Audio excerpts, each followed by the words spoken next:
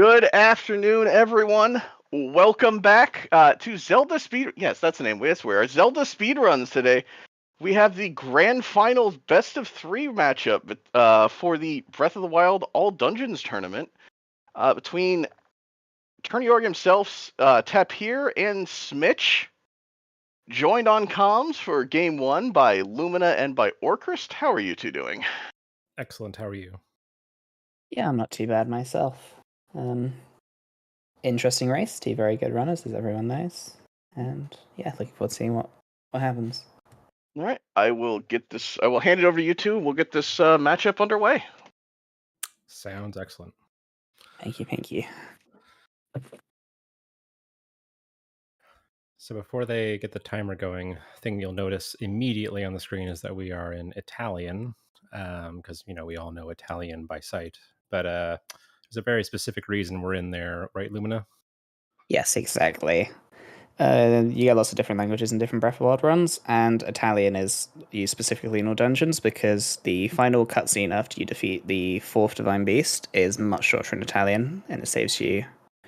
It's not a massive amount, but it's like, I think, 4 seconds every run you save by running in Italian over German or French. Yeah, it's a handful of seconds there. Exactly, And it feels like an eternity if you don't have it in the right language. Yeah, exactly. It would be very rare for a run to be this close in a category this long, but it could happen, and both runs will love being in Italian, if it is.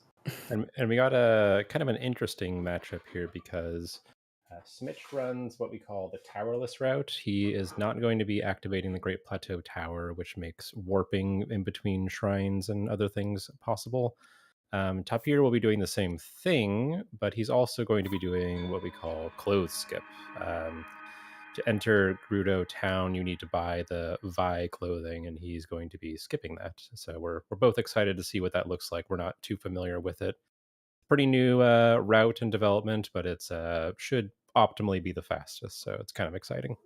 Yeah, exactly. You often see developments like this during a tournament just because of the sheer amount of presence it brings to a category. Mm-hmm. Like, famously, I think it was the 2021 tournament. That was when the new plateau was developed. And you saw runners like Roko bringing it out really early, and it just proved it to be super viable super early on. Right. Yeah, and even back then, I myself and several other runners were still doing the old plateau route, and they were pretty neck and neck at the time. But exactly. It may come to a point where everyone's doing this route that Tapir is doing now. But there's going to be some key differences that we're going to walk through as we go.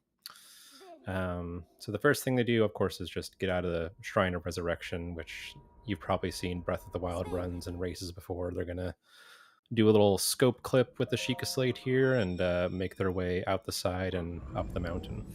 Yeah, exactly. Plateau, now that you skip Tower, it's very much like any percent plateau. Yeah. I believe it's slightly different resources you get just because you need to prepare for a glitch, which we will see in Rito Village. That's right. About 25 minutes into the run, 20-ish minutes into the run. Yeah, exactly. Pretty early on. And things are going to get moving pretty quickly here. So they're going to do this scope clip I was talking about by walking in the corner. They're going to pick up some resources. They're going to clip into the Temple of Time. They're going to do a bunch of glitches back to back, and we won't even have time to keep up with all of them at once, but we'll do what we can. Yeah, exactly. It's kind of rapid fire at start. So first we go on this wall, we do a scope clip where you flip Blink in half, basically, and we will try to clip back inbounds. Tapir getting a much better start. Mm-hmm. That's probably about 4 seconds he's got already. Right. But Smich, not an awful start. And it's not necessarily RNG. It's a...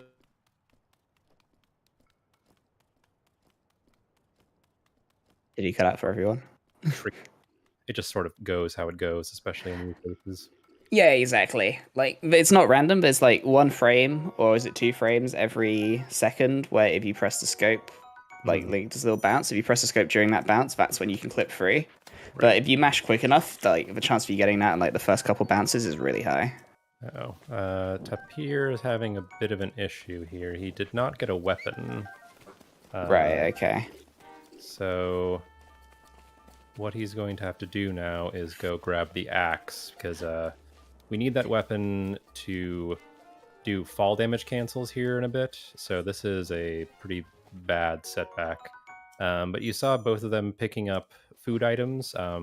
That's pretty important, not just for healing, but it is important for that glitch that Lumina was alluding to a bit ago. Yeah, exactly. But either way, Smich is on the intended path. He's getting shield skew right now by bonking on the tower or on the wall, and then he's clipping through that window with a kind of a precise shield jump and unequip. Now Yeah, he's going to do exactly. the BLSS, which, you know, another glitch, and it's going to be done before we even start. But you're kind of confusing a couple of glitches of hold smuggling and B-lock and using it to boost yourself through the air and wiggle side to side to build up momentum. And, you know, it's I don't exactly know what makes it work, but I just know it does as you It step works up on and a we ledge. use it, exactly. I'm not a glitch hunter, I just click buttons. Exactly. And with that, we see Smich, because of that detour Tapir to make, he's pulled maybe 30 seconds clear, which is a pretty big deal in these runs. I don't know how much time these runs are going to drop. I haven't seen like the standard of runs in this tournament. Tapir also having issues with A, the pot, and B, the Bokoblin aggro. He does have the axe, which means you can comfortably kill it. And he, If you have the spear, yeah. Sorry, and what was that? he grabbed the club too early, which is going to be a nice little advantage after plateau. Yeah, true. Yeah, a tricky start to the race for Tapir, but it's definitely not over at this point. There a lot can happen between the end. Oh yeah, he he was going with muscle memory there. You would typically Yeah, exactly. you'd have the skew from Temple of Time and clip in, but he did not do that, and muscle memory took over, so he had to quickly fix that. Yeah, exactly. Not the first split you would have wanted, but it's a long run. It's quite a long run, and we're getting 3 of them, so you better strap yourself in. Well, 2 or 3. That Smich did a wind bomb there, which I'm sure everyone has seen by this point. Been around for a few years, and then he did another BLSS to kind of gently glide over to the monk. That BLSS is really satisfying. Just the angle you set up, it means it pushes you straight towards the monk at the end. Yeah. And Tapir perhaps might be going for a more difficult and more a quicker wind bomb. We call it gamer wind bomb. But he may want to play it a little safe given the time disadvantage so far. Oh, yeah, exactly. He'll be aware he's lost time already, but I'd be surprised if he didn't go for it, yeah. Yeah. And that looks great. Perfect. Indeed it does. I was paying attention to the time the cage smash, so I can tell you exactly how far ahead Smich is when it happens for Tapir. Probably close to a minute or so. Yeah, it's 40 seconds clear, Smich currently is. It's not too bad. Yeah, exactly. That's like 1 reload, almost. Slightly more, but yeah. So, in some routes that we've seen in the tournament so far, you would go to the Great Plateau Tower right now, but Smich and Tapir are going to make their way to Magnesis next. And I guess we can mention a little bit about these skew clips because they need to clip into all of the shrines here, like you would in any percent. You kind of do a shield jump onto a sloped surface, and the game saves that angle that the shield bonks on, and we use that skewing backward of the shield jump to clip through walls. And that's very basic explanation. It's a bit more precise than that. And he's also going to be getting this ruby. It is a DLC item, but we allow it for normal non-DLC runs. And he's going to use that skew to clip into the elevator and the shrine wall. There you go.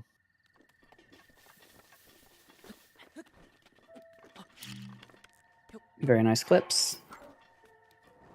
And we'll see Tapir attempt a split as well. I don't know if either of these runs do the wind bombs inside Magnesis. I would assume they both go for the... I'd be surprised if Tapir didn't go for the canal one. I would, yeah. I myself am not comfortable with that at all. Like I don't think I've ever done a successful canal wind bomb. I just didn't have enough patience. Exactly, they require a lot of grinding to be able to use them in runs. I'm worried that Tapir's skew will be messed up. Never mind, it's fine. If you fail this clip once, it can slightly alter your skew, and you have to like reset it. But thankfully, his was still functional. And another small detail is it appears Tapir does not have DLC installed, so he doesn't necessarily need money. Smich is going to be using the ruby for money for the route, but since Tapir is skipping the close, he doesn't need it. All right, so Yeah, exactly. That's a slight variation in route. Smich is going So for Smich a is going for the saver. slightly. Yeah, exactly. Oh. That's not what he wanted. Nope. He should survive. Ooh, that's rough, eh? He's already cleared his ragdoll because he did the wind bomb, and the Guardian won't kill him, but this has lost him at least 15 seconds, I think. And the goal there would Tapir be... nails his first time, this is actually going to be really close. Yeah, the goal there would be go all the way with the monk, obviously, but... Yeah, exactly. You usually land somewhere in this corner here. You want to land as low as possible. And much better than a death. Now that's very nice. But you can see that has massively closed the gap. Mm-hmm.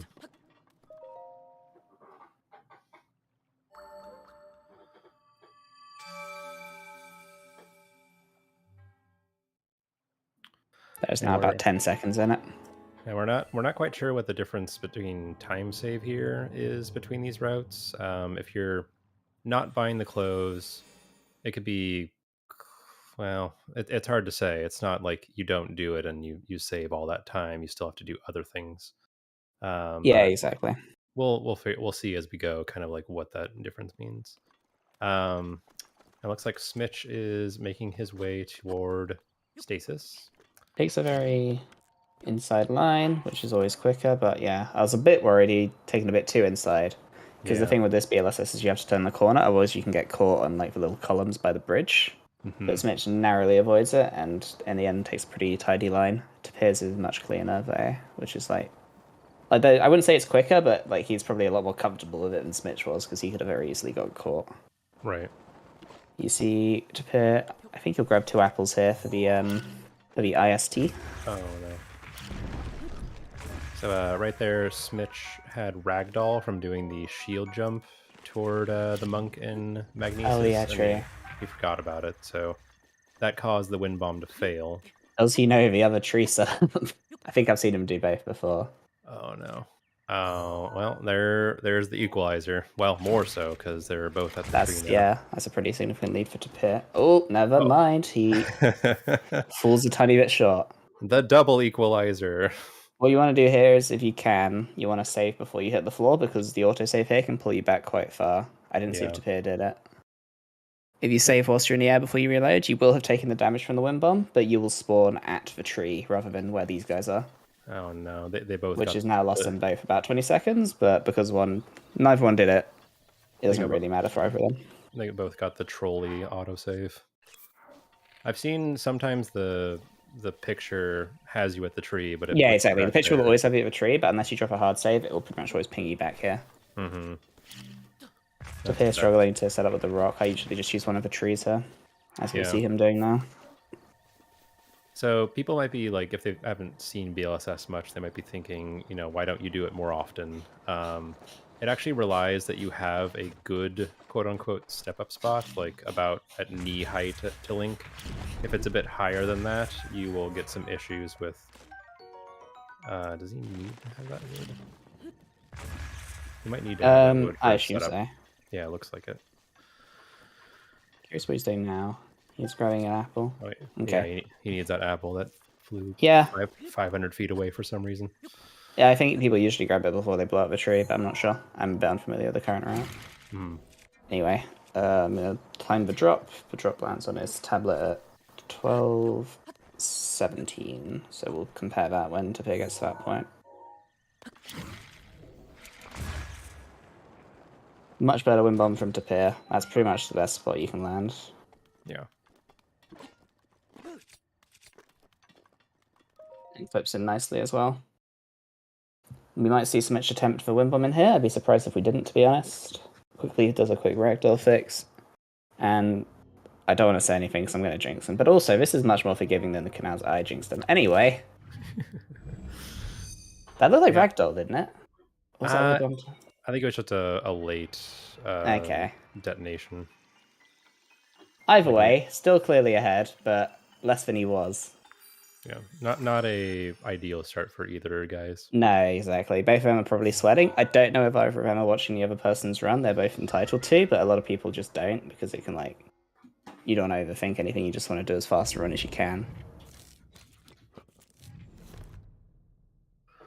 I didn't know when Tapir got the drop. He's going for it this time. Let's see if he can successfully do this one. Ooh, He got that it. is so lucky. I cannot believe that. We take those. He's even clipped it. That's hilarious. Grand finals and he gets fat.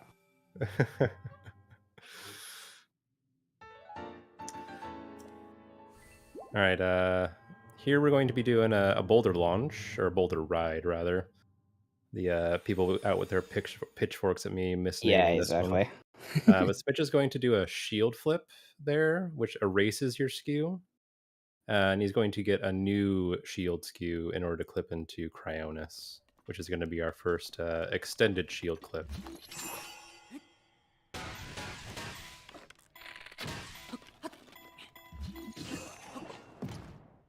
Very nice boulder surf for Tapir there. Mm-hmm. That was really satisfying. So for this one, Smich needs to do 2 consecutive shield jumps on a His bomb specific not hitting frame. the boulder there, meaning he bonks into it. Most people you'll see, like the bomb they used to destroy the tree, will also push the boulder down the hill. Mm. Probably lost Tapir. That is a very tight angle. It almost feels too tight to me, but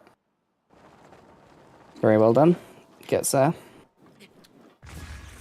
Smich got his ESC second try. And first try for Tapir. That is technically frame perfect, but you can kind of buffer it reliably to get to the frame that you want to do your second shield jump. But it is necessary for that clip because, for lack of a better reason, it's a thicker door or thicker wall, and you need a little bit of extra help to get through. Yeah, exactly. Okay, he does a second quick fix. I was gonna say you don't want to be messing around with quick fixes. Nice. They will decide not to work when it's worst for you. Good bounce there for Smich. Yeah, exactly. If you can land on that low ground, that's like ideal. You save like 5 seconds. Okay, Smich gets text box on 1552. This time I'll pay attention to Tapir's. Also lands behind, but lands awkwardly behind the cage, which isn't ideal, but it's not as bad as landing at the top. Mm-hmm. All right, so that's plateau done. Just about. Still a full damage cancel. Praise. Yes, I go. So we need to get the glider. People often ask, when is plateau skip? Why don't you skip plateau? There's a check that happens constantly in the game that asks whether or not you have the glider once you step foot outside of plateau.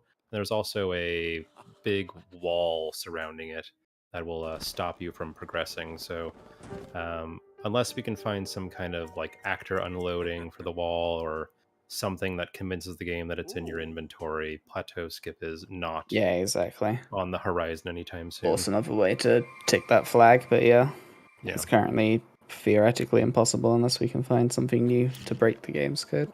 Right. I counted Smich as being 20 seconds ahead, which is a solid lead off plateau. Yeah. Again, both of these are like 60-minute plateaus, which, given that you really don't do much extra, it's really slow for both these runners' standards, but it's still pretty close in the grand scheme of the race. Yeah, that's good for a race. Yeah, exactly. Last thing we want is for them to both play good. That wouldn't be any fun. Yeah, exactly. All right, so Smich right now needs to get the Boko Club below him. We're going to be doing some setup for a thing called inventory slot transfer coming up at Rito Village, and they're going to be gathering some materials on the way. So he bombs this dude and steals his weapon, and he's going to be making his way to Hyrule Castle with a BLSS. Exactly, Hyrule Castle, like in any percent, we just get a bunch of resources there Mm-hmm. because they're really useful for the rest of our run, but specifically for the IST setup. But instead of going straight for boss fights like in any percent, we're just gonna head to Rito Village, where we will be basically generating resources out of thin air, which we need to complete the run. To be getting an awkward angle, he's going to go outside the back, yeah. And he was able to do that because he got the club earlier. And it's not necessarily anything special about the club. They just need a one-handed weapon to make this work. Yeah, exactly. So we'll be landing on a little balcony where there'll be a chest with 3 ancient arrows and a royal bow, and I believe that's all we get from Castle. Yeah. And kind of a... I think this is important. I believe it is for the IST, but they, one, help the game load by pausing and dropping these materials, but they want the ruby to be in the first slot of the item inventory, and they want to ditch the other bow too, because it's just going to get in the way. Yeah, IST is one of those glitches where you don't really think about what happens, you just do the inputs, because if you try to understand exactly what's going on, there'll be a lot to think about. Yeah. And I kind of get it, but you know, all I know is do the steps right or no work, and then you will be sad. All right, so he's got arrows, ancient arrows, royal bow. I believe we'll see both runners when bombing up to the top of this column here. It's the I hate this part of the run. It always. always. Oh, he's had a bit of a D-pad snapback there, and that has killed Smich. I jinxed it. Sorry, Smich. We see Tapir actually opting for a different route here. Curious if there's a reason behind it. I'm guessing he's going to some shock arrows right now. Oh, that would make a lot of sense, given that that is a thing. Yeah. So, kind of a minor detail. You need, I think, 20 plus ancient or shock 20 arrows. shock arrows is for check for Zora's main.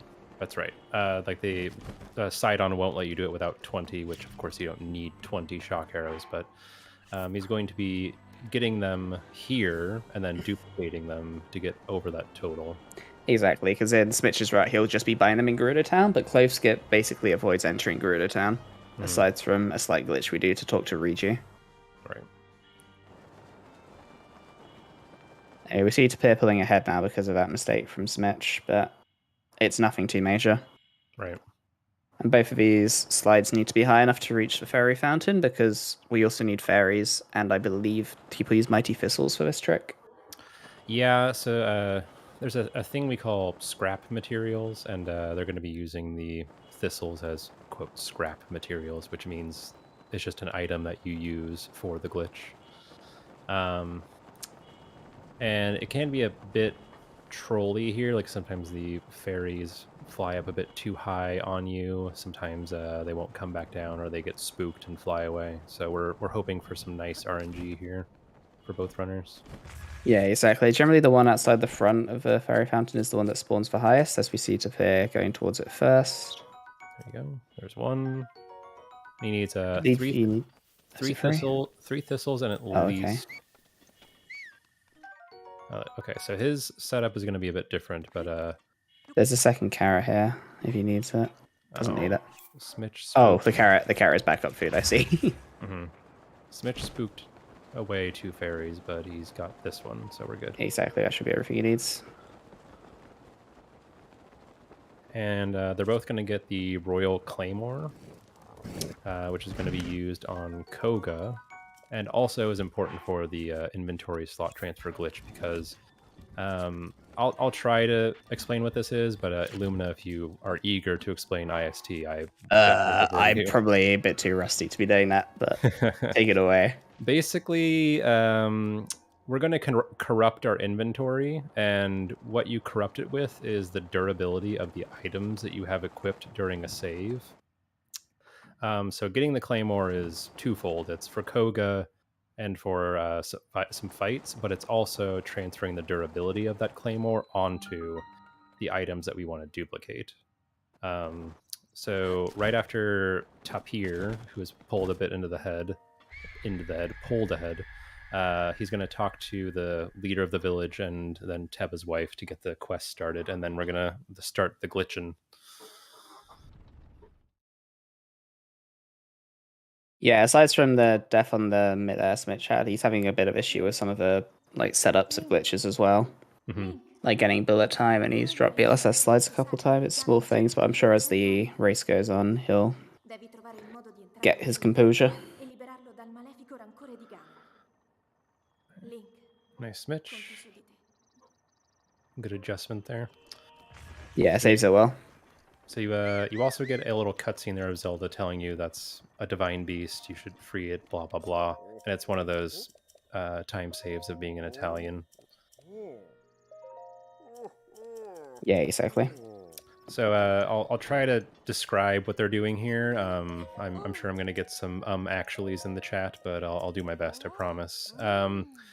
So we're corrupting our inventory, right? How do we do that? Well, you hold items in a smuggle state, and you put them in a way that they're stuck to your hand, and then you try to then sell the items that you're hold smuggling, and that confuses the game, for lack of a better word. Like the items aren't out in the world where you can pick them up. They're not technically in your inventory either. They're kind of in this between state.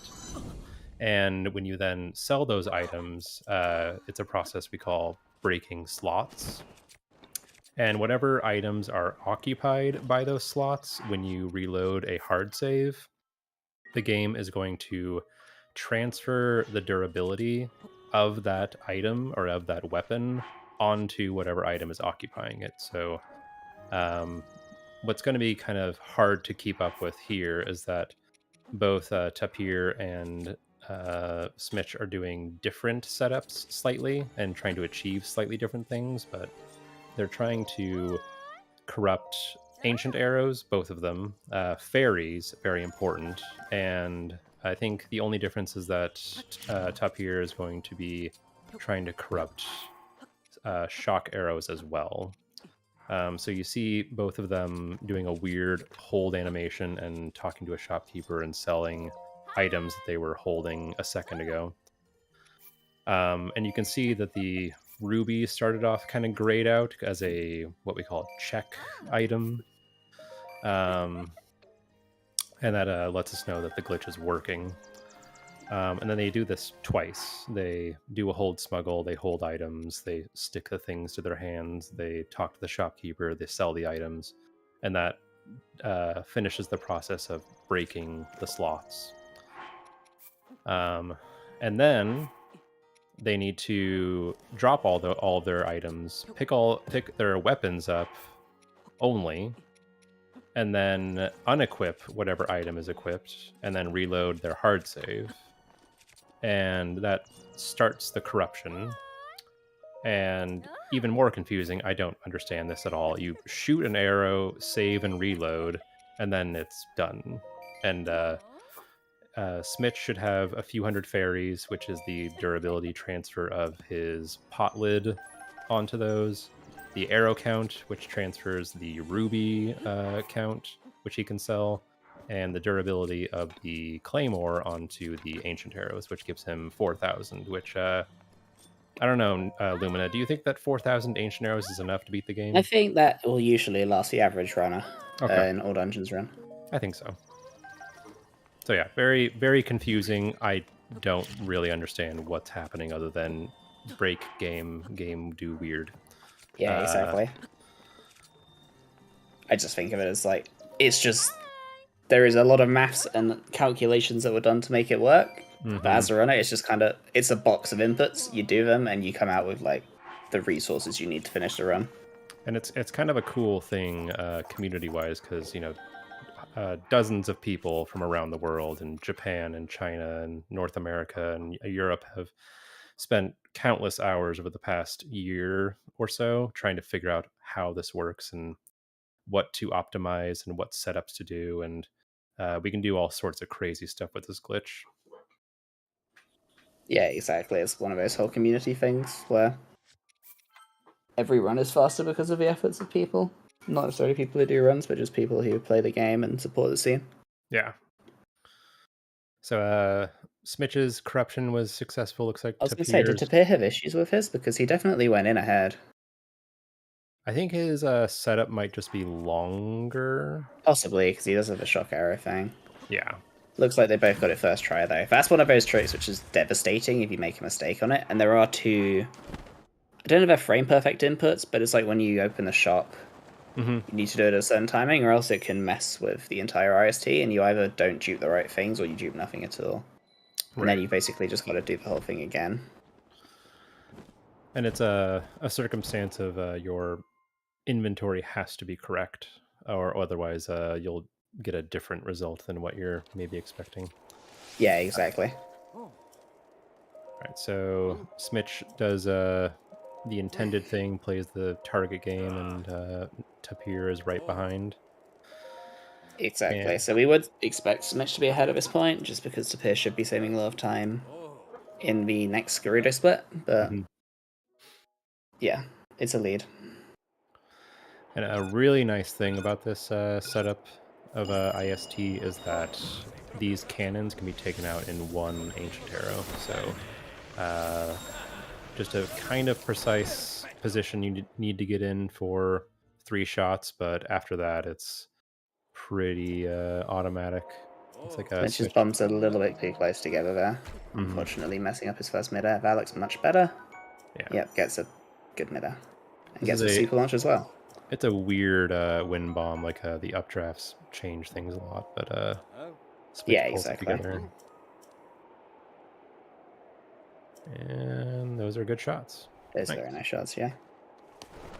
Because it can be awkward with the timing, you do the visual cues based on like Link's body and then the cannon, rather than trying to use things on the background, just because you should be in a slightly different position every time. Right.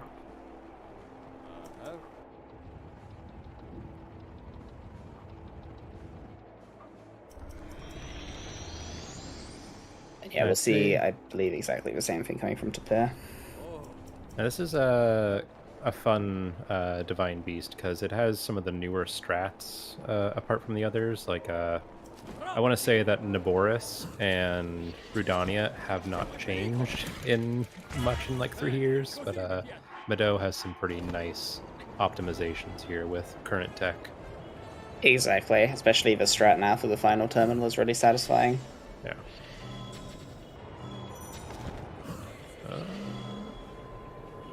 Nice. Oh. Yeah. So close. Firing a couple extra shots to be safe. The only thing he's got to be careful with his bow durability here, but I don't think it's that tight in this run. Yeah, well, I think most people use that Falcon bow for the Rudania assault, but it shouldn't be a problem. Now, it looks like Smich is opting for the safer and easier strat of running and gliding. Yeah, exactly. There's a slight you can do, yeah, but it's a little finicky. Yeah. We'll most likely see Tapir doing it. We'll likely see Sets, yeah. He sets skew here as well because there's a shield clip. Pretty much everyone does now. It's the same kind of clip, the one we used to get in Cryonis, a double shield clip called an extended shield clip, and it's yeah, exactly. Can be a bit fussy. And the skew looks okay. He's just got to find the frame. The thing with buffering in Breath of the Wild is you can only buffer 2 frames at a time by using the quick pause menu. So it's basically a 50%. Well, you can time it right, but it'll be frame perfect. So it's basically a 50% chance you get the frame first try. Yeah, you'll see some people go for kind of a unbuffered ESC, but they put in hundreds of hours on those, and it requires a lot of patience and precision. And some people Here also opting for the glide here. I believe we'll see Smich sliding now, but no, he goes for the midder. Interesting. Yeah. All right. Never mind what I said. We're doing the old movement. I was going to say, I wonder if we'll see people do... Oh, that's unfortunate for Tapir. Did Smich not clear his ragdoll? I didn't see what happened there. I think... No, he cleared ragdoll. You think he just misaligned the Oh, bomb. okay. Yeah, I remember he bombed himself. He hasn't tried that Malasai yet, so he basically has to go for this midder here, or else he's losing like another 20... Well, probably 10 seconds. Anyway. There you go. Snapback, okay. Snapback, yeah, he had snapback issues earlier, actually, when he failed the mid-air. And that could be a nerve That's like thing. Castle. That could be a nerves thing. Like it happens to everybody. The right stick snaps on you and it sends the cursor back on the bomb you don't want. The strat But we're seeing Smich do here is one that's also pretty new. I believe Tapir lost skew there, actually. But you want to hit this like once when you hit the thing with the bomb arrow right at the end, and the gate pushes down, pushes onto the, I don't know what to call it, the hammer thing, and that pushes it quickly into the button. Yeah, pretty cool optimization. Yeah, exactly, and it basically means you can stun the fifth, like the hammer before the fourth, before you get the fourth terminal, and it puts you on a much earlier cycle than what we used to do, which involved more hits on the hammer, and you had to use magnesis to pull the metal box instead of just shooting it with a bomb arrow. So this fight is fairly consistent. The only issue can be his initial start position, which Smich looks like he got some good RNG. Wants to knock him down and then make him get back up, and then go into bullet Headshots would force him time. up. There we go. And then quickly getting the camera back toward the middle where Windblight's going to be next. Yeah, exactly. Windblight won't phase out if you're close enough to him at the start of second phase. What we used to see people do was they would updraft and then sort of glide towards the middle and shoot the arrows. But what we now see is that runners, ooh, that's unfortunate. We'll lose Smich a little bit of time. The runners just stay in the middle and jump off the pedestal instead. So I kind of mentioned a little bit, just aside, that they duplicated fairies. Both of them have at least a couple hundred fairies right now. So there's no concern whatsoever of dying. So, if something like that happens in a fight, it's just time loss. But they're going to be skipping all armor and letting Link burn to death, freeze to death over and over, and it's no trouble whatsoever.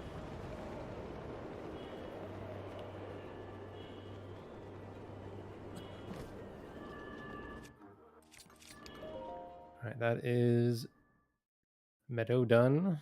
And Smich is going to go pick up the Great Eagle Bow, which is in combination with the Ancient Arrows, is just going to melt the bosses. Exactly. It's like a very silly damage combination.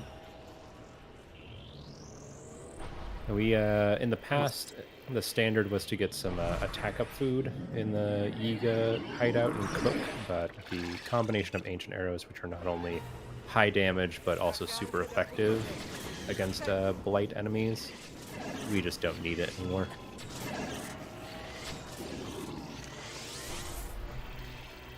And since runs no longer get tower, you don't see people walking to Cronus and then sliding to Gerudo Town anymore. There's just a really long distance slide all the way from Rito Village. This is your flicking endurance test right now. Yeah, exactly. It's the RSI getter.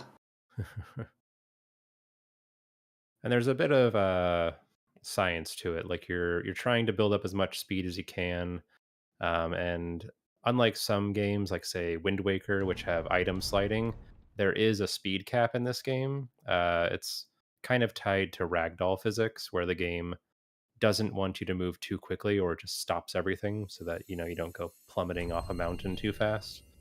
Yeah, exactly. But Smich is trying to very carefully watch where the cursor is on the mini map, kind of pushing to the edge of the map, but not letting it go too far, or he'll just stop in midair. Yeah, and it's then that, and it's the trail of the bomb over two ways you can tell. Yeah, it Because gets moving at a certain speed, you can see it sort of like gets solid, sort yeah, of. exactly. It's all on the same like the frame rate matches the amount of times it goes, so it basically looks like it stops moving. You can go a little bit faster than that, where it looks like the line's moving towards Link a little, and that's when you know you're basically at the speed cap. Yeah. So they're both kind of curving around one mountain, the foot race mountain, then around Mount Satori, and then into Gerudo. And it looks like Tapir's taking a different path slightly. I was going to say, this looks like a different line, and this is where I thought Smich would go at first, but we will see. Pioneered by the Trevor SR. Can you believe? I know that guy. And also, so another thing we got to do here is we got to talk to this guy. This is kind of the holy grail still left to this game, despite how much we've broken it over 6 years with, a sequel coming out next month. We still have to do the main quest progression for these divine beasts. Exactly. So as broken as this game is, the story quests do kind of force you to stick to a pattern. Yeah, and the only thing that Tapir will be doing here differently is he's not going to be visiting Velia and buying the Vi armor. He's going to be doing some shenanigans to get into town without armor and then try to get out of there before the guards kick him out. Which I'm excited to see. I haven't seen this done yet.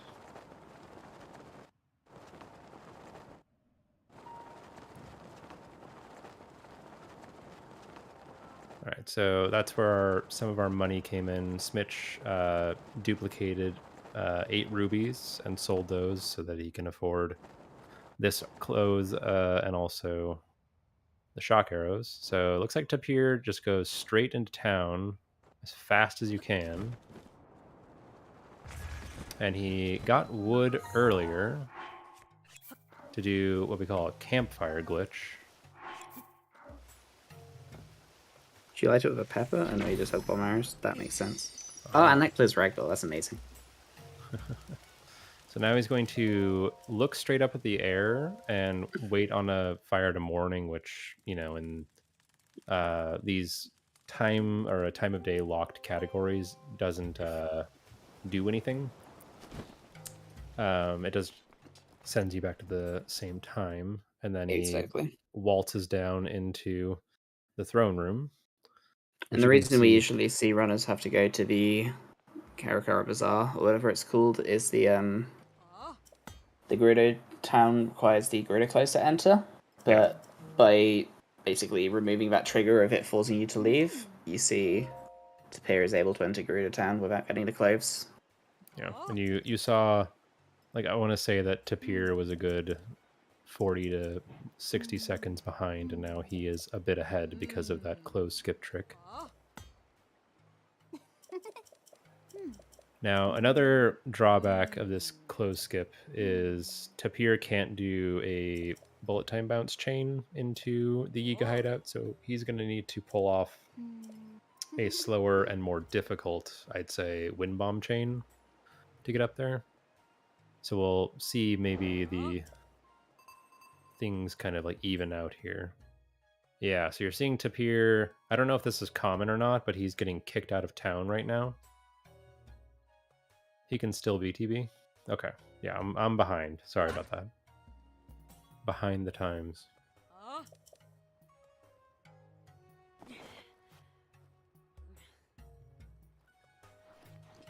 All right, so now you see Smich making his way toward the BTB spots. Tapir doing something similar.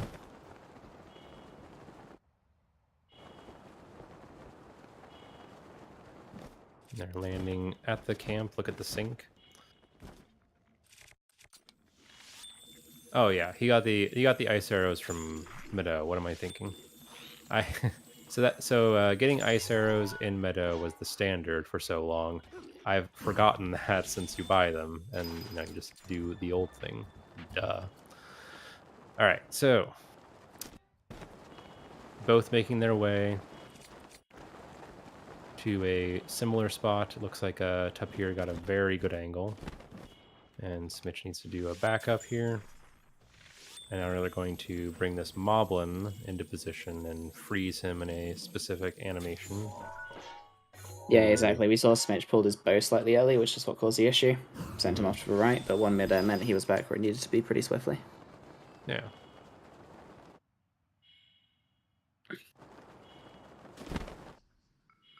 Looks like Tapir might clip the map. Oh, just sneaks past. Steers it just nicely. And I believe we will see him clipping shortly into Yiga hideout, because I think the rock can be uploaded, but it is incredibly unlikely.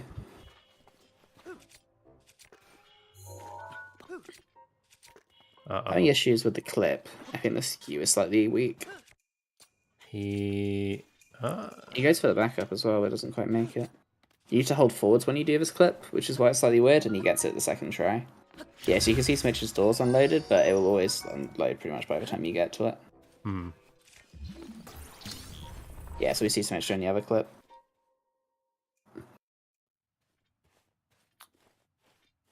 All right, and they're both picking up this duplex bow, which has some nice qualities that we'll be using in Rudania mostly. We used to use it for the Naboris assault, but we just use the Great Eagle Bow now.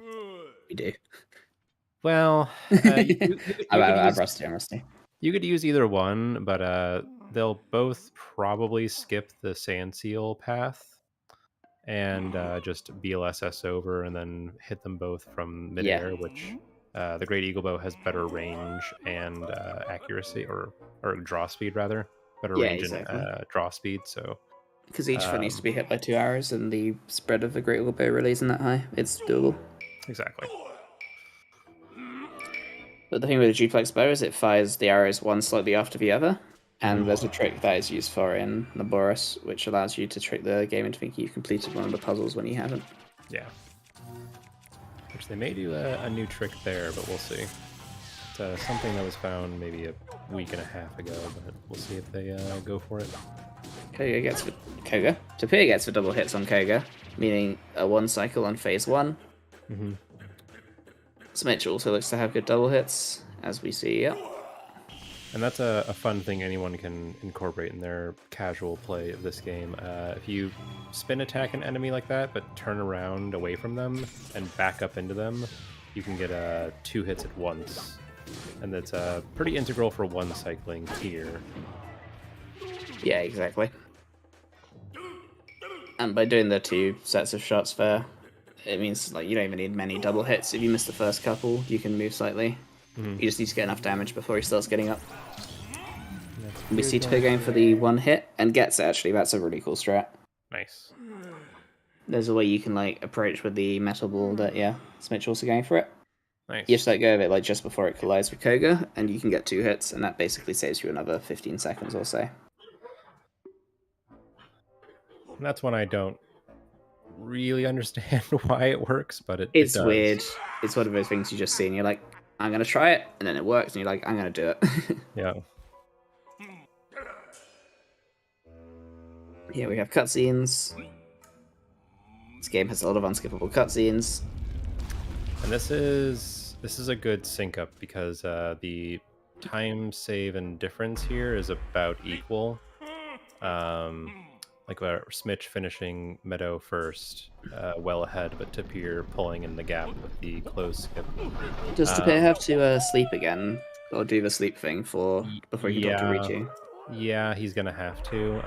So it's gonna be probably the same deal of trying to get to town so quickly and lighting a fire to sort of unload the guard reaction first. So I don't know if that happens every time. We'll see. Yeah, exactly. So we see 46-19, Tapir grabs the Thunder Helm and puts the tick box. Smich, it is exactly 10 seconds behind. Tapir appears to not be going to quite the space that he... Nope, he wants to go here. All right, so this is a slightly different spot than I've learned, but looks good. Exactly. There's a lot of spots, like, basically, to do any of these slide setups, there needs to be a spot you can stand up on, but a lot of them are, like, hidden in plain sight. Like, it doesn't look like you can be able to step onto a rock, but the shape is just right. Kind of a trial and error thing. Exactly. Like, people would just be like, it'd be really nice if I could slide from here, but I'll just start trying things, and eventually they'll find something that works. And yeah, we'll see Tapir landing in a slightly different spot because he does need to do the sleep glitch again to enter Gerudo Town. With that, we're actually in a very close race. And I don't know how tight this is. Like, I don't know. Oh, true, yeah, he will get kicked out again after the cutscene. Right. Oh, and he kept the ragdoll from the clip, I think, so he didn't get thrown off the tower. No, he did the 2 wind bombs first. I don't know where he got the ragdoll. Oh, that's right. Oh, maybe he shield. He probably unequipped shield as he's falling down. Yeah. Yep. Now you gotta wait for Riju to spawn in. Okay. Which he gets. There you go. Yeah, ragdoll midair. Yeah, exactly. So yeah, got to be very careful there. Because if you didn't do that, the bomb would launch you off a tower and you'd have a whole world of issues. Very nice little... Now, I wonder if there's any particular reason you need to do it off the tower, like if you will not get caught. I assume you don't get zoned out whilst you're on the tower, yeah? I guess, yeah.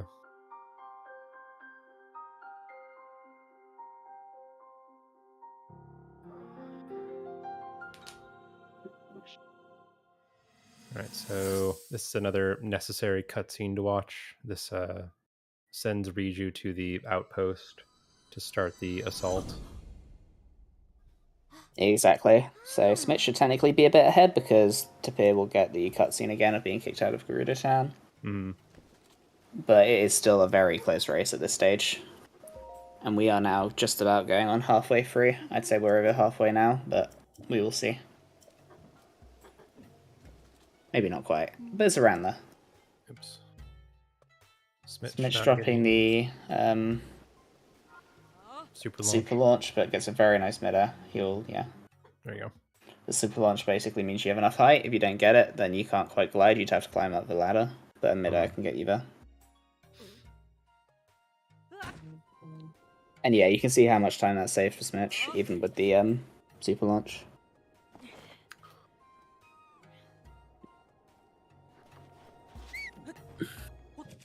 Do we have timings on how much faster or slower the towerless close skip route should be?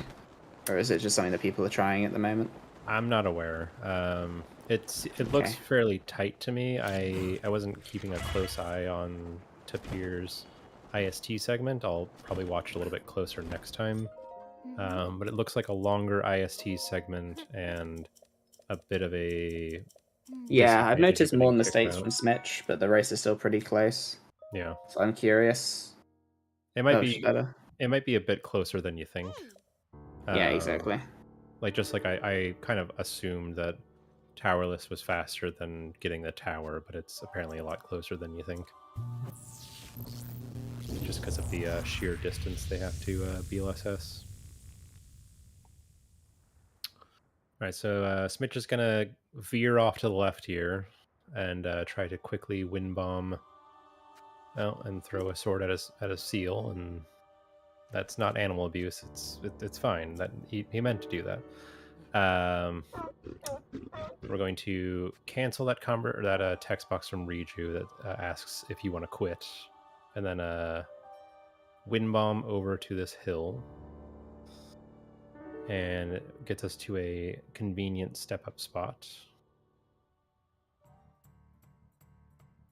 Yeah, exactly. It's a long distance, so around the time before BLS runs were happening, when like Johnny was playing for world record, we'd see people do like 2 like super launches to get there. But now the strat is a slide towards Naboris. Yeah, I'm not sure of the time comparison between wind bombs and BLSS, but this has the advantage of keeping all of your stamina, so you can very easily one cycle the Divine Beast like that. And the problem was it's very hard to super launch in the Gerudo Desert, so you'd have to do like normal wind bombs. Okay, Tapir says that he messed up his IST segment, but the IST is basically this. I was going to say, he was ahead going into the IST and he came out about 30-40 seconds behind. Right. Alright, very nice. And the trick there is try to hit the 3 feet that are furthest back first, and then the forward one last as you lose stamina. Which, let me tell you, you can really mess that up. And then you're stuck chasing Naboris, and it's not a good time. Yeah, exactly. When you're not on a standstill, you're basically just getting keyed by lightning. Mm-hmm. You won't die because obviously you have a lot of health, but it's not fun. Anyway, we see both our runners in Naboris. I believe from here on out, it's basically exactly the same routing. Yeah. Smich has his shock arrows, so I can't see any differences, yeah. They both have the Royal Bow for Death Mountain.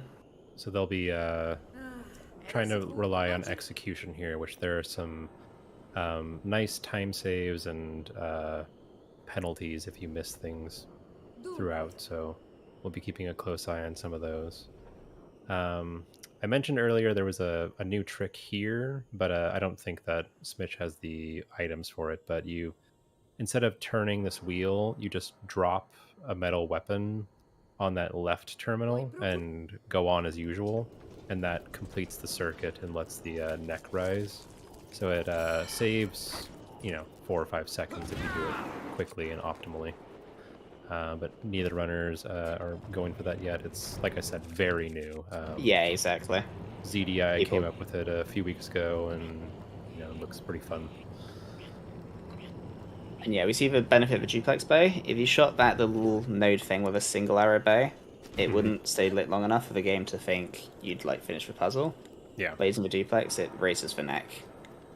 And you gotta very quickly jump into the opening and activate the thing before the neck closes and then goes back down. It can definitely go sideways on you quickly. Exactly. This can be a run killer for a lot of people, because after the neck's raised once and it goes back down, you lose that little elevator thing you stand on, and it's impossible to do the trick again without it, so you have to reload Naboris. Yeah. It's easier when you have speed food in a different category, but you have to adjust your execution a bit, and it's just generally not ideal. A bit frustrating. The Gale routing appears to be the same between our two runners as well. You do want to get into the cage, because otherwise it's an awkward wind bomb you have to do, so yeah, it feels much nicer. And this is a Divine Beast that's been fairly similar most of the time that I've been running this game. I started in 2019, and the only... Exactly, this is the route I would do through it. Aside from slight variations on Gale routings. Yeah, and maybe a mid-air wind bomb from the neck. That's about it, is the only difference. Yeah, exactly.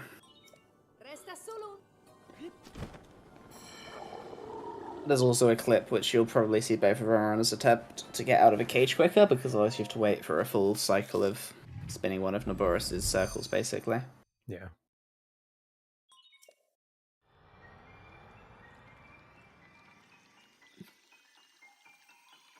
It's an awkward ESC to go for, because it's kind of, after a certain point, you can't really get it, because you'll be too low and you won't make it to the final terminal. Mm-hmm.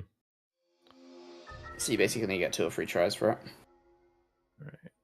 So Smich starts spinning one section, uses the platform as a kind of a boost to get over here. Oh. He kind of climbed the wall a bit, which can be problematic, but he got through just fine. He pushes the circle around one more thing anyway, which means you'll be able to go straight for the clip as well. Gets the frame. Beautiful clip. Nice. And he clears his ragdoll straight away as well. And that was kind of a funky ragdoll. But, exactly, that feels a bit risky, because if you fall off, that will feel very not nice. Yeah, I do the same thing, and I don't know, there's random times where ragdoll is not active for some reason. Tapir gets the frame. He does go for it slightly later in the cycle, which means it won't be quite as quick as Smitch's was, but first try is still really nice for that ESC. Oh, wow. If you're missing it, you're losing maybe at least 15 seconds. So there you can see the power of Ancient Arrows. Exactly. Smich nailed a few headshots and finished him off in 3. Tapir doing a slightly different thing by jumping off the terminal, so he's face to face with Thunderblight. Yeah. See, formerly we'd use attack up and bomb arrows, but that doesn't do nearly as much damage as what we do now. It's insane how much more damage it does. Yeah. And that's one of the benefits of Ancient Arrows. It means we can skip the bananas in the Gerudo hideout, which is necessary for tower rock, so otherwise you're losing a minute, and you're still not short on damage at all. Mm-hmm. So theoretically, you could be like, yeah, I'll just do less damage and fight so longer, but you have to worry about bow durability and things like that. Right. And you saw them both skip the heart container, which is unnecessary since we are essentially unkillable right now. Exactly. Pre-fairy route, pre-IST route, you'd see runners often go for the hearts just to be safe, because you were limited on the number of hearts you had for the run, and getting an extra heart or two actually added up quite a lot for the run because you would make several hearty foods. But now that you basically have 6,000 hearts, no matter how many things you get, it really doesn't matter. Right. And now they're both going to warp to Naboris, which is possible without the tower. The Divine Beasts don't work the same way. Yeah, exactly. And they're both going to make the long BLSS path to Zora's domain. Yeah, so without the tower, you can't activate the shrines, but you can still warp to things with the map that wouldn't normally require a Sheikah Slate. And it's pretty easy to kind of dismiss this part as like, well, you're just wiggling and gliding and whatever. But you can lose a good 15 to 20 seconds not getting up to top speed and maintaining that top speed throughout. Yeah, and you'll see Smich actually takes a slightly wider line as well, because taking this line over plateau means you get less world loads, which is, a lot quicker. Interesting. And Tapir opting for the same line as well, and then you basically swing the line hard, sort of when you get towards... I forget the name of the shrine, Healer Rao. Smich unfortunately hitting the speed cap there. That's always really sad to on this slide, because it's very tiring on the wrist. Mm-hmm. Lazy? Good job getting back up to speed. And a thing these guys can do to kind of make sure they don't hit that speed cap is to keep Link facing back toward the camera. The more you turn him forward, the more speed he'll pick up. So they kind of make sure to not turn him too much after flicking. And they're also trying to just keep some of the world out of frame so that the game isn't trying to load resources in the middle. I thought we did the Goron City first. Unexposed. I was like, wow, they're pushing it really to the right for a line that ends up at Goron City. I was like, oh, hang on a second. Yeah, so in the tower route, they would activate Daka Ko and warp back there, but we don't have that option, so... Yeah, exactly. We're going to go ahead and do this first.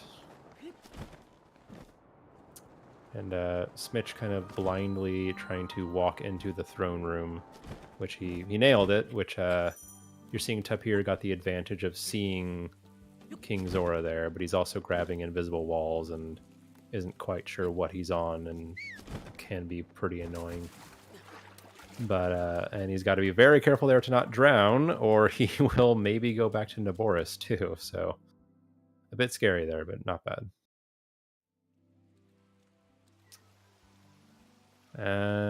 Easiest Divine Beast. With the strats that we do, maybe Ruta, I guess. There's not much. Yeah, Ruta's on like cycles, but they're really not too hard to meet. Yeah. Yeah, there's no real major tricks in Ruta. It's just try to play cleanly.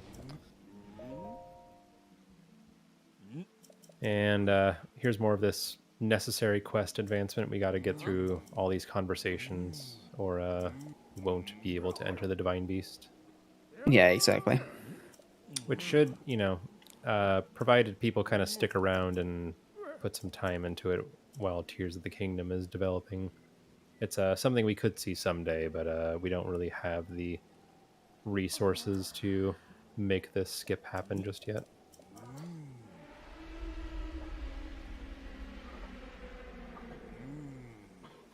Yeah, this is basically just 4 minutes of mashing B. It's kind of one of those things you just accept you have to do in this run.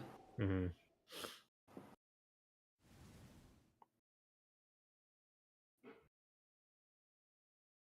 Despite this, the Ruta split's still one of the quickest because it doesn't have a whole quest before you get to the entry.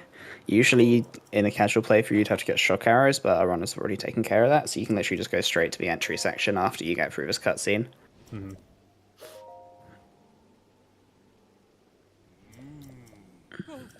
Alright, got the all-important Zora armor.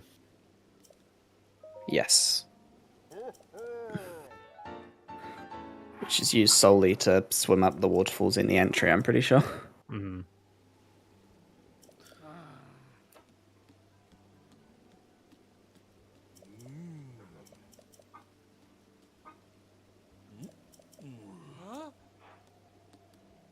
Right, now we're moving on to the second half of the conversation, just to get Sidon in position. And you'll see kind of a funny glitch, which I understand happens even just in casual play, but after Link watches his memory and the camera shows his face, you'll see briefly Muzu and Sidon behind him on the railing for no reason. And I don't think it has anything to do with the speed that we get here with. I think the game just misplaced the resources.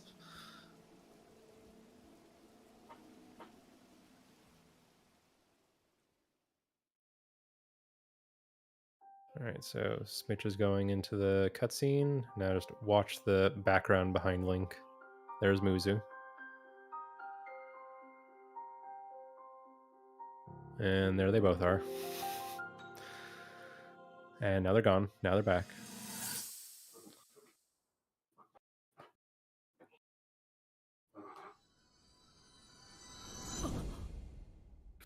Yep, the last minute or so of this, where you get Sidon talking about the Lionel.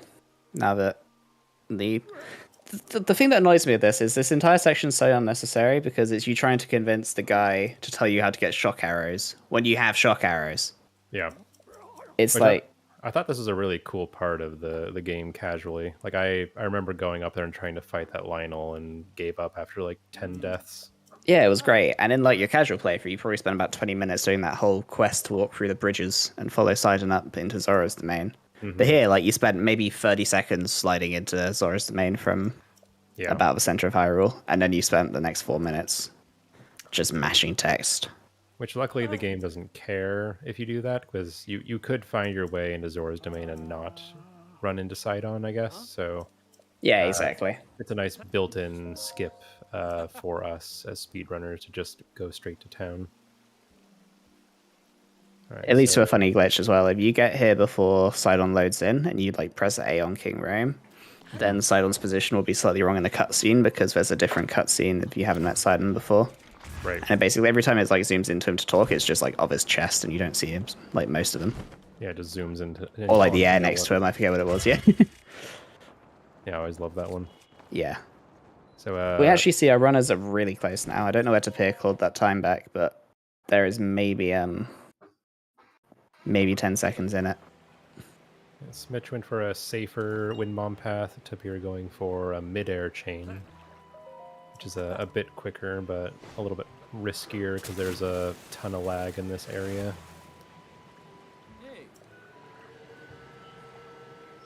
It's true. There's text mashing in this game is pretty simple. Like you don't need, 15 hertz of mashing to get through quickly, but lazy mashing can yeah, exactly. Some drawbacks.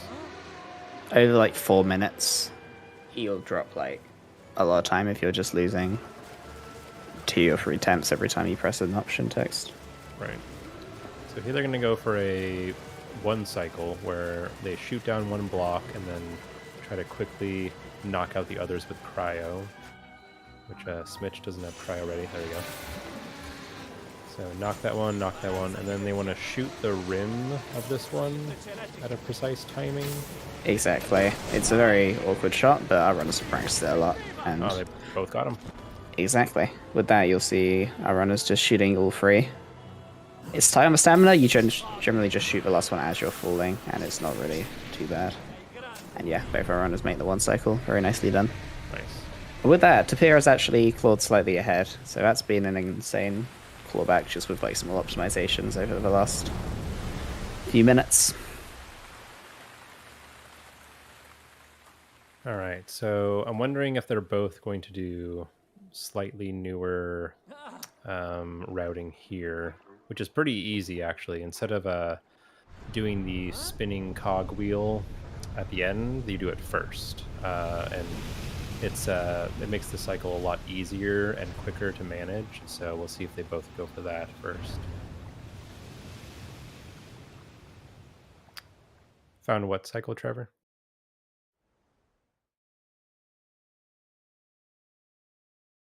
One cycle on Router, I'm assuming. I remember Tapir doing it quite early. Oh no. No, that's been around. But it's like everyone did it in Hundo. It was just something that was always trickier in that's been all around dungeons because you only had one ring of stamina. I think I've it's been seen like around since Sketo doing it. 2018. It's been around since like 2018. Before my time, that's for sure. Yeah, exactly. I just think most runners did nocturnal dungeons because it was very tricky. I think Sketo was the main one who did it. Mm-hmm. Yeah, it was just tricky. All right, so this is another Divine Beast where we have to activate the controls, otherwise we can't finish. All right, so let's see what they do first. Yeah. Yep, he's going for it. They're both going for it. Nice. Oh, is he? Yeah, okay. I'm not familiar with this route. I've never done this before. Yeah, so you hop up here and do this first. Interesting. And then you hop down and do the cogwheel and the... Yeah, and that removes like the most annoying cycle from this, so... Yeah. That's a really cool optimization. Which looks like he had issues with his wind bomb. No, he doesn't do a wind bomb. Okay, now I'm confused. Ignore me. I think you just got stuck. Yeah, he fell in the water somehow. Mm-hmm. Very nice motion controls there. That was really... I love that, dude. Again, that was a Sketo thing back in the day, and Smich does it really well as well. Letting the shield drop so he doesn't have to clear ragdoll. It's insane how much efficiency you get out of this pot lid. Oh, yeah. And, like they have maybe 6 durability. And they want to be careful with it too, because they'll both still need to do BLSS, and if they lose that, the backup would be a Zora shield nearby after the Divine Beast, but they need to be a bit careful. I've had issues with that in like runs before as well. There's basically no shields in Elden. It's so bad if you lose yours. Yeah. I'm not even sure where I know there's a Lazalfos north of Goron City, but I once improvised too. Yeah. They could find someone. But every time I do it, it feels like bingo routing. It's like, this doesn't feel right, but I'm doing it. Alright, so they... It's a bit low. They move the trunk into position 2, which is pretty important because that pushes the central cogwheel to a spot where the door opens. And then they drop through this hole, which Tapir's having a little issue. And then open up the upper doors with trunk in position 5 to put these flames out. And if they let it be on position 2 long enough, the door should be open to just hop through and then let yourself be inside the room as it gets upright. Yeah, exactly. Yeah, I know the feeling crazy. Yep, looks like, yeah. Tapir didn't let it spin long enough. Yeah, it's this interesting cycle. With this routing, you gotta let it kind of hold there for a moment and then flip it back. Yeah, exactly. So if you let it slide a little bit too far, then the orb will fall down, and you got to push it back the other way and then back the correct way, which is what we saw happen there. Smich going for the safer glide and cryoblock, and Tapir going for the square first wind bomb. Exactly. And with that, runners again pretty much neck on neck.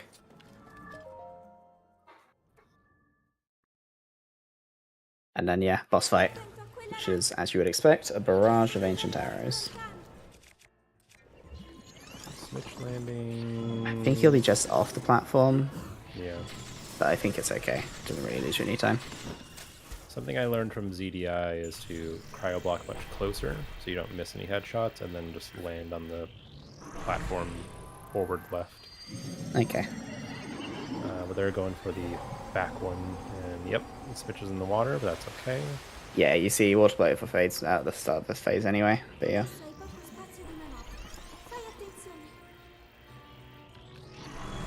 And that was still very nice.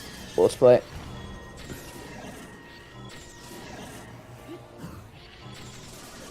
Tapir missing a shot there, so he's going to need one more barrage of arrows. Does get it though, and yeah, both our runners getting through water plate without many hiccups.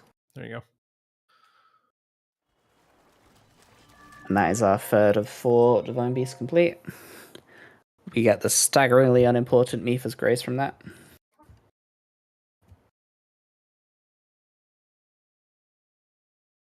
Like, if you lose your first 2,000 lives, then you get one more.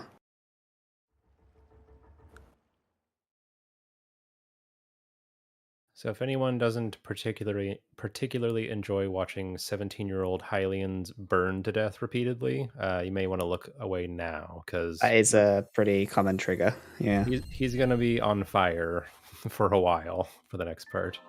Is he canonically 17? I don't know the game well enough. I think that's what... I guess no. I think you're Okay. supposed to assume he and Zelda are the same age, and she... Oh yeah, true, actually, because Zelda is definitely. Yeah. They're having a couple issues with his wind bomb. Yeah. That's true, he was asleep for 100 years. I don't know, maybe in one of the books or something. We do actually see the Zora armor getting use, which is not something I expected, but it is a good way to quickly gain height. So they're going to be going to one of those other weird step-up spots where it doesn't look like one, but it works. Yeah, exactly. And they're making sure to have their royal bow equipped. And it looks like Smich is having trouble finding the spot. Oh. Yeah, he's having a little bit of an issue with it. It's somewhere on that corner. It's just about getting the right angle. And you see Tapir finding it much quicker. Oh, Smich actually getting it, but then clipping the rock is his current issue. Gets it eventually, but with that, Tapir is pulled in front again.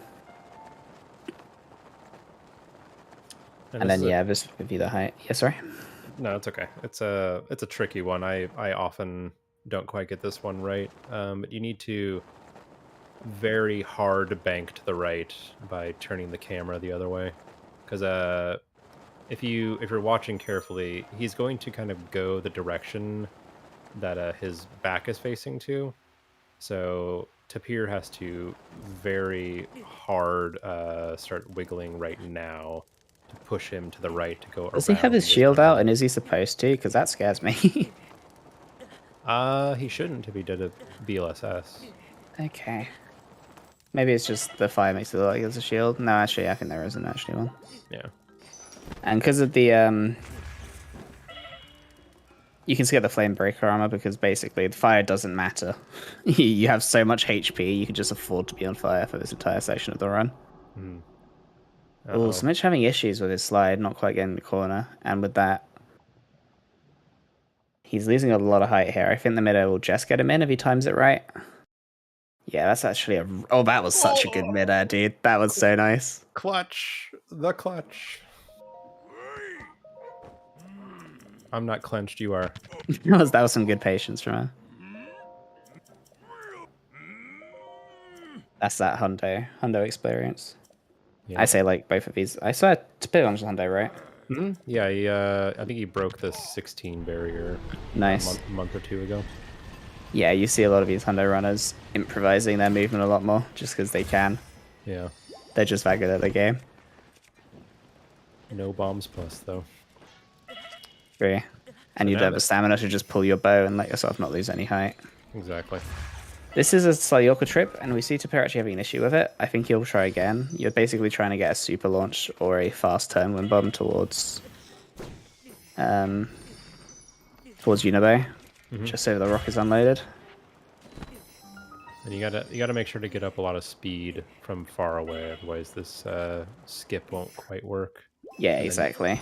Then you have to and you don't really want to be doing a backup clip with the shield. No. Smich a bit high. Does get it though. Nice. As long as you hit the trigger, it's fine, because actually entering Universe Cave means the rock despawns as well.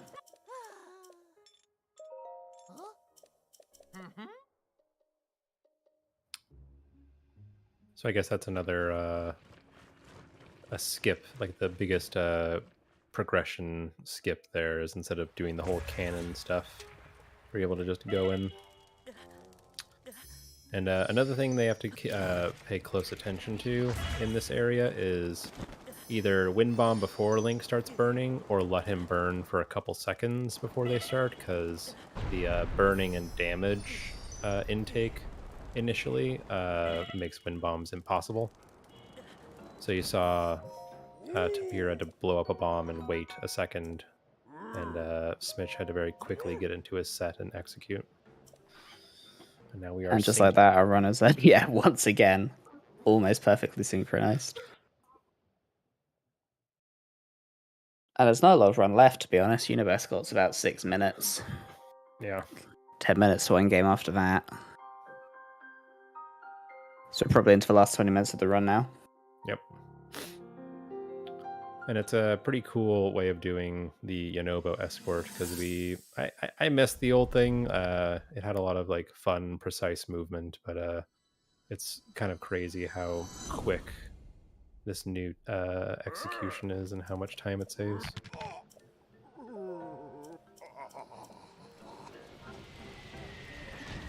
Again, Smich getting there quickly and doing his wind bomb before he sets on fire. Yeah, exactly. This movement here has kind of always been the same as well. If you can get a super launch here, then this will take you right to the two moblins you need to defeat. If you like do the wind bomb from this rock here, yeah. Otherwise you have to do a midair. Which midair is actually slightly quicker, so we see Tapir opting for it, but yeah. Usually you'll just see 2 ancient arrow shots will take these 2 guys out. And when they die, you'll just drop automatically to where you were. So they both have to run a little bit. And they're going to be very careful to not let their falcon bow burn, because it's not exactly required for Rudania, but it does help. But they're going to use it quite a bit for the escort here, because it's a long-range bow, and it should make some of these shots a bit easier. Yeah, exactly. Yeah, careful.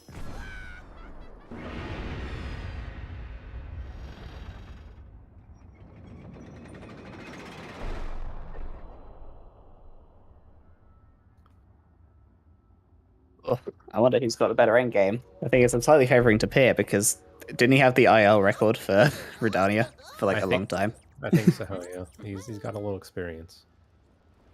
Yeah. So Smich opting to climb the cannon, and Tapir going from the ledge.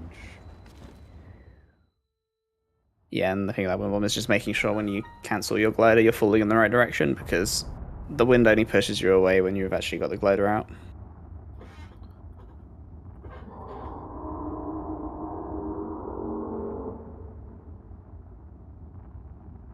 Alright, so kind of a fun detail about this escort. These cannon guys, it's hard to say like what their HP is. I feel like they have an HP, because if you attack them with normal arrows, it would take quite a bit of effort. But you can also kill them with 2 regular bomb blasts or 1 ancient arrow. So they have kind of like weird damage counters.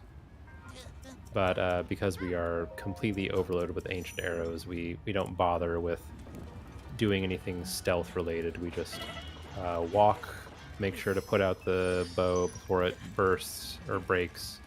Exactly. And very importantly, don't lose Yonobo, because if he gets too far off the map screen, he'll get lost and won't move. So you want him just about on the edge of the map is the longest distance he'll follow you at. So, and he won't tell you either, so you have to just... Yeah, no, he just stops. Just gotta kind of pay attention. Yeah, exactly.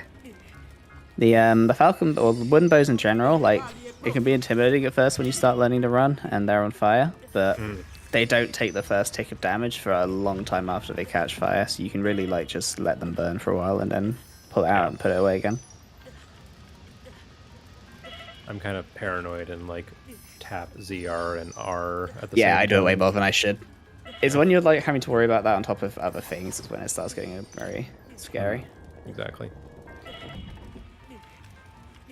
And waiting for Yonobo to catch up a bit. Yeah, exactly. This is very... It's not cycle based as it used to be, but you still basically have that constant timer of how quickly can Yonobo follow you. Right. Because you used to have to like work around the guardians to like kill them efficiently, but now you just shoot them, so you're just basically killing everything in front of you. All that practice for nothing.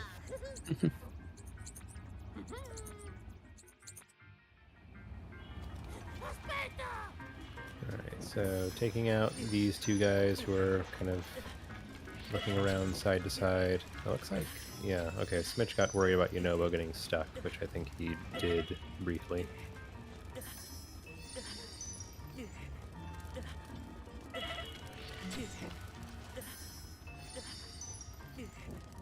And they also want to make sure to get a little bit of distance between them and Yunobo here to kill the Moblin before Yunobo senses there's danger, otherwise he'll just stop again. Yeah, exactly. And you see runners have to throw sprint here because you can't whistle sprint, Yunobo will just stop running. It's like lots of small things with the movement. Well, Tapir clipping something, I'm not sure what he saw that he wanted to clip. Oh, okay. So I thought about doing this. I don't know if it would actually save any time necessarily, but Smich is opting to shoot some long distance targets there. As long as the bow durability is fine, I don't see any reason not to. Oh no, he blew up the bomb for some reason. Uh-oh. Oops. That's unfortunate. Let me see a slight lead for Tapir now. Yeah, and that's kind of the annoying thing about speedrunning this game, especially in categories where you don't upgrade the bombs, which of course you only do that in Hundo.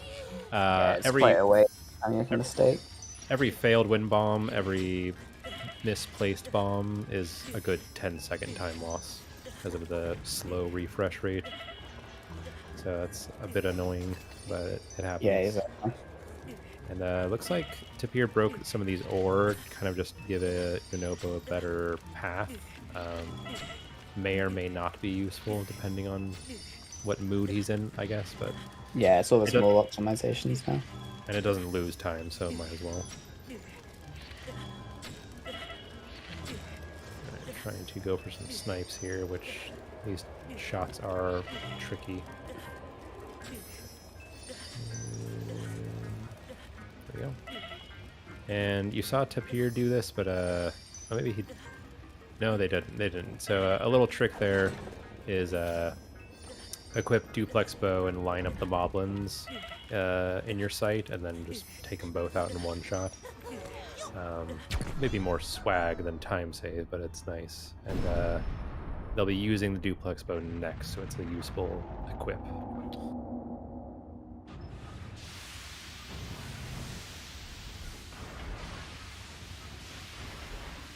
Yeah, that's for the escort. From here, Redania. Probably still my favorite Divine Beast to speedrun, just because, I don't know, I like the movement. It's not very wind bomb focused. And it just like flows very smoothly for me. And then yeah, after that it's literally just fly into castle, clam skip. Do you skip clam still, or do you fight him? You fight him. Okay, never mind. Clam fight, and then Dark Beast. Which again, Tapir is known for Dark Beast, so all the signs point to Tapir, but I feel like I'm caster cussing him, so I'm going to shut up now. No, it's the ancient arrows, the great eagle bow, it just melts him. So there is maybe one small optimization, like a slightly quicker cycle, but yeah, it's pretty easy. And I don't really actually know how they compare, like waiting for the Calamity to load in and doing the spawn snipe. So here is one of the reasons why I kept the duplex bow, is they are using the shots to not only kill a guardian, but light a torch at the same time. Tapir missing the torch once is a slight issue for him, but still has a slight lead.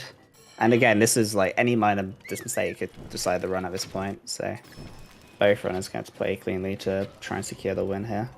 Yeah. And yeah, the duplex bow shot here is really nice. Good shot by Smich there. He got the trick. You want that Guardian gone because he can just be annoying. After this, it's like an arrow lineup you do, and you don't want to be dealing with a Guardian at the same time. Right. And this Divine Beast really is identical to how it's been, for Yeah, exactly. 4 years. It doesn't really use glitches. It's just movement. Yeah. And there's a really clever arrow bank shot they're about to do. That's the only tricky part that newer people struggle with when they're first learning this, but it has a pretty clear visual cue once you understand it.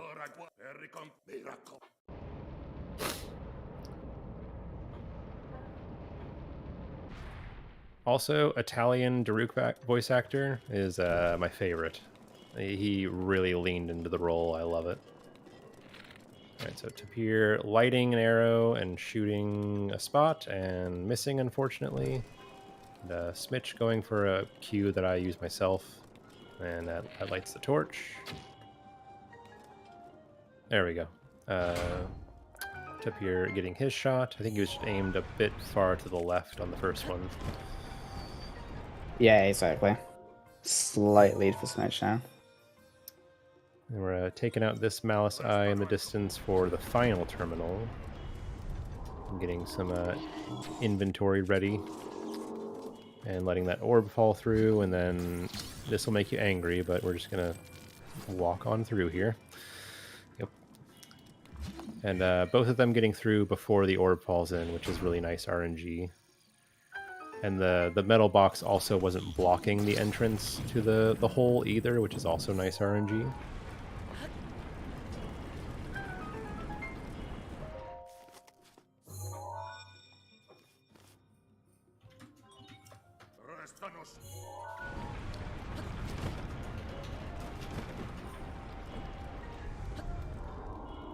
And taking out fourth terminal and tilting the Divine Beast at the same time to get it in the upright position. And then using a Gale. It's an interesting spot. Yeah, I go behind the Malice like Tapir did, but Smich got up just fine. And then we're gonna use our trusty ancient arrows again on Fireblight. Yeah, exactly. It just kind of shreds him, because even though he's the fourth Divine Beast, he's got a really big head hitbox. You're basically guaranteed to hit every headshot on him. Yeah. You'll see our runners both go for an early bullet time, and then phase 2's the same, except she's dropping down with the bomb first. And a small detail I didn't even learn until maybe a year ago is the Blights have ascending HP depending on what order you beat them in, so technically... Yeah, exactly. That's what I meant by that. Yeah, exactly. Yeah, Fireblight has the highest HP of who we faced so far, but it still doesn't matter. Yeah, exactly. He still just melts to the damage output of this combination. Runners being careful with their bow durability. You can use it. Fury to knock him down. I'm learning things this run. Oh, really? Yep. I'm slightly out of touch, but that makes sense. So optimally, you'll only use 2 Furies against Calamity. There could be an issue with needing a third one, but with the good headshots, it shouldn't be a problem. Yeah, formerly we'd use all the Furies on Unibo Escort pretty much because of the amount of time it saved to just destroy all the god drones at once instead of having to like hit them with metal boxes. Okay. But now that we just Ancient Hire them, the Furies have been allowed for the rest of the run, and it's stuff like that that will be picked up because of it. All right, next we're gonna BLSS to Castle with another kind of Monka steer path going south and then banking west. Yeah, exactly. This is another chance one of our runners to maybe pull a slight lead, but we will see. And again, this is the cutscene where Italian just saves you a ton of time.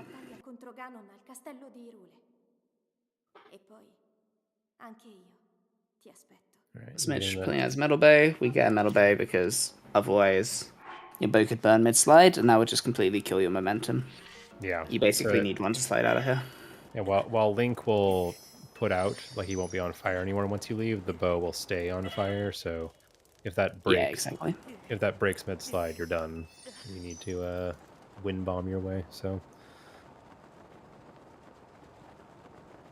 Right, now we're bending around this rock, which looks like Tapir got a bit better of a bank. Tapir's pulled slightly ahead again, yeah.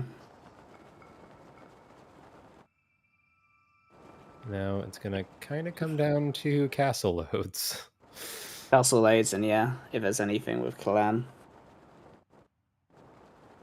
Which in all dungeons is a lot less likely, because like in any percent you can just die and lose your run, but worst case scenario, you lose another fairy, and you lose a tiny bit of time to getting ragdolled in all dungeons. Yeah, exactly. So the arena not quite loaded. Tapir doing some pausing in the menu to try and get things to speed up slightly. Who is the game feeling kind of to? Tapir got very worse close. loads. That was good for Smich actually. That's really closed the game. Yeah.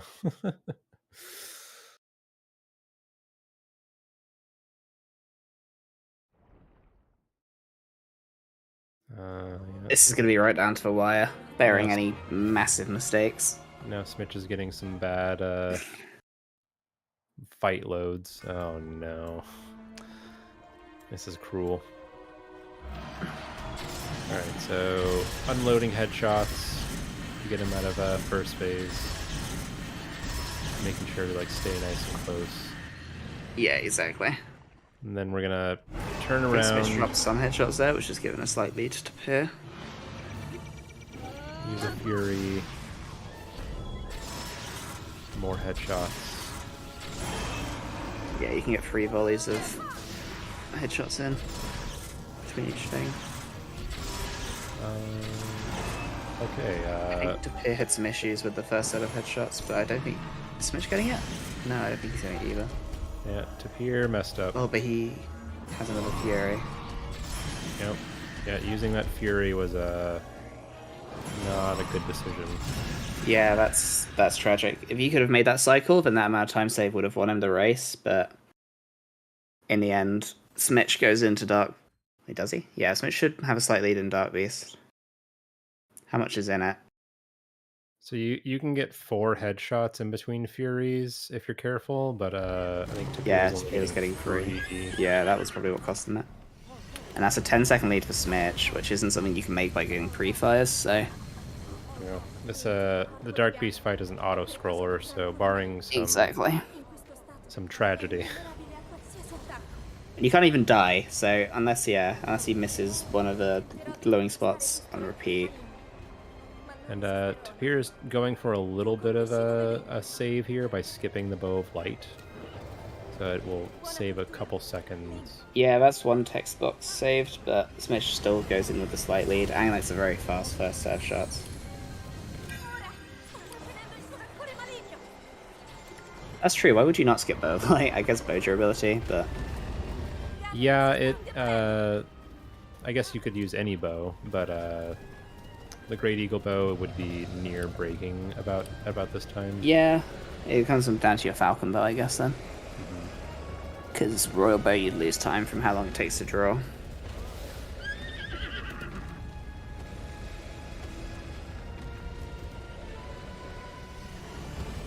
Nice first shot from Smich. Holding his lead firm. And he does lose his bow. What other options does he have? He's using his Royal Bow, which for only 2 shots doesn't feel too bad. Should be okay.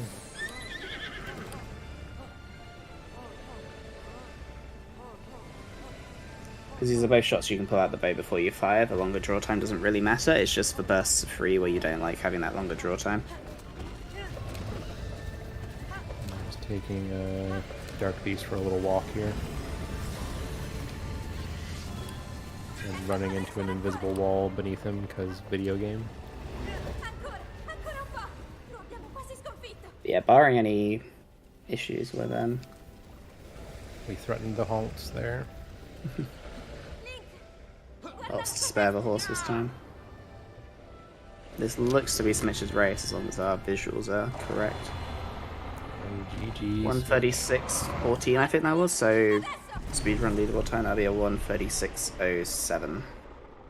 Very close. That is a crazy... That's only our first race, ladies and gentlemen. We have 1 to 2 more of these coming up. Yeah, very cool. After they were kind of nearly synced in Naboris, they each got like the major tricks of, getting the one cycle route, getting Yeah, exactly. getting Yanobo skip. So really good execution there in the second half of the run. Yeah, exactly. Like, both runners lost maybe 3 minutes on plateau, and that was probably the bulk of the time they lost across the run. Yeah. But yeah, good composure from both our runs, and the second half especially was two pretty tightly run sections. Tapir unfortunately having issues with Calamity costing him in the race, but that's literally, it came down to any of those things. Yeah. All right. I don't know how we're going to top that, but we're not done.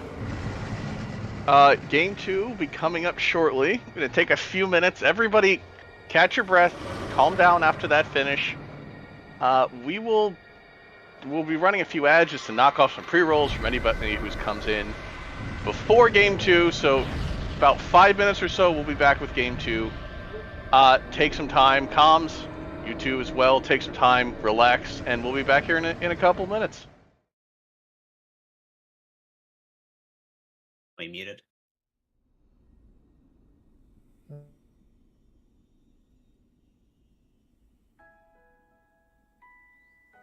Ti ho osservato tutto questo tempo. Il tuo destino, la tua sofferenza, le tue battaglie. Per questo ho sempre